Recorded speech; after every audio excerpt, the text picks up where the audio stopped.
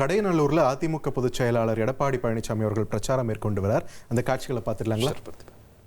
இன்னைக்கு ரமலான் மாதத்துல பள்ளி வாசலுக்கு நோன்பு கஞ்சி தயாரிக்க விலையெல்லா அரிசி கொடுத்த அரசாங்கம் அதிமுக அரசாங்கம். சுமார் 5400 மெட்ரிக் டன் கொடுத்தோம் ஐயா. நீ கொடுத்தியா? அதாவது இன்னைக்கு உலக அளவில் இஸ்லாமியர்கள் வைக்கின்ற நாட்டில் கூட கொடுக்கல, பாகிஸ்தான்ல கொடுக்கல, பங்களாதேஷ்ல கொடுக்கல. இன்றைக்கு பல இஸ்லாமியர்கள் வாழ்கின்ற அந்த நாட்டில் கூட கொடுக்காத போது இந்தியாவில் இருக்கின்ற மாநிலத்தில் தமிழ்நாட்டில் நம்முடைய இஸ்லாமிய பெருமக்களுடைய கோரிக்கை ஏற்று இதை புரட்சி தலைவி அம்மா அவர்கள் நோம்பு கஞ்சி கிடைக்க விலையெல்லாம அரிசி கொடுத்த கட்சி அதிமுக கட்சி. நாகூர் தர்கா சந்தனக்கூட விழாவிற்கு தேவைப்படும் சந்தன கட்டைகள் விலையெல்லாம தொடர்ந்து நாங்கள் கொடுத்தோம். 2012 வரை ஹஜ் புனித பயணம் மேற்கொள்வதற்கு மத்திய அரசு மானியம் கொடுத்து வந்தது. திடீரென்று நிறுத்தப்பட்டு விட்டது. இஸ்லாமிய பெருமக்கள் நான் முதலமைச்சர் இருந்த பொழுது என்னை சந்தித்து கோரிக்கை வைத்தார்கள், அந்த மானியம் தொடர வேண்டும் என்று சொன்னார்கள். அதன்படி அதிமுக ஆட்சி 2019 6 கோடி அந்த ஹஜ் புனித பயணம் மேற்கொள்வதற்கு தொடர்ந்து கொடுத்தோம்.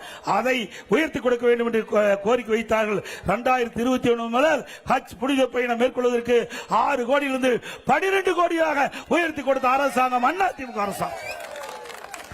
அதுபோல ஹஜ் பயணிகள் சென்னையில தங்கி செல்வதற்கு ஹஜ் செல்ல வேண்டும் கேட்டாங்க. அதற்காக 15 கோடி ரூபாய் நிதி ஒதுக்கீடு செய்யப்பட்ட அரசாங்கம் அதிமுக அரசு. 2014 காட்சிகளுக்கு மாதந்தோறும் 20,000 ரூபாய் மதிப்பூதியம் வழங்கும் திட்டத்தை துவங்கியது அதிமுக அரசு. உலமாக்கள் மோதிலாளர்கள் ஓய்வூதிய பயனாளர்கள் எண்ணிக்கை 2000 2600 ஆகும். அவருடைய ஓய்வூதியம் 750 3000 உயர்த்தி வழங்கியது அதிமுக அரசு. உலமாக்களுக்கு புதிய இருசக்கர வாகனங்கள் வாங்க 25,000 ரூபாய் மானியம் வழங்கப்பட்ட அரசு அதிமுக அரசு.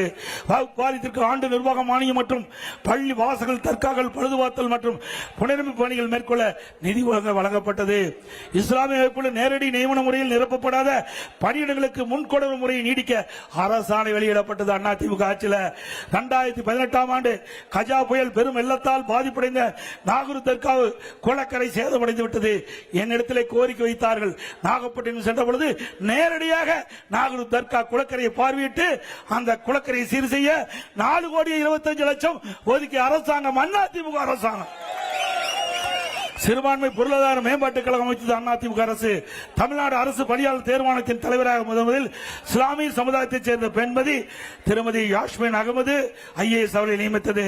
2002 ஆண்டு இந்திய ஜனாதிபதி தேர்தலில் டாக்டர் APJ அப்துல் கலாம் அவர்கள் வாக்களித்தோம். ஜனாதிபதியாக வாக்களித்தோம். திமுக எதிர்த்து வாக்களித்தது. சிறுபான்மை மக்களுக்கு ஆதரவு கொடுப்போம் என்று தம்பட்டம் அடிக்கின்ற திமுக அப்துல் கலாம் அவர்களை எதிர்த்து வாக்களித்த கட்சி திமுக கட்சி.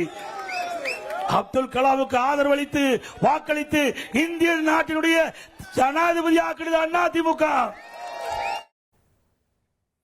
தென்காசி மாவட்டம் கடையநல்லூர்ல அதிமுக பொதுச் செயலாளர் எடப்பாடி பழனிசாமி பிரச்சாரம் மேற்கொண்ட காட்சிகளை நம்ம பார்த்தோம்.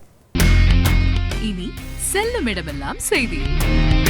தந்தி டிவியின் வாட்ஸ்அப் சேனலை ஃபாலோ பண்ணினா செல்ல இருக்கும் இடமெல்லாம் செய்தி.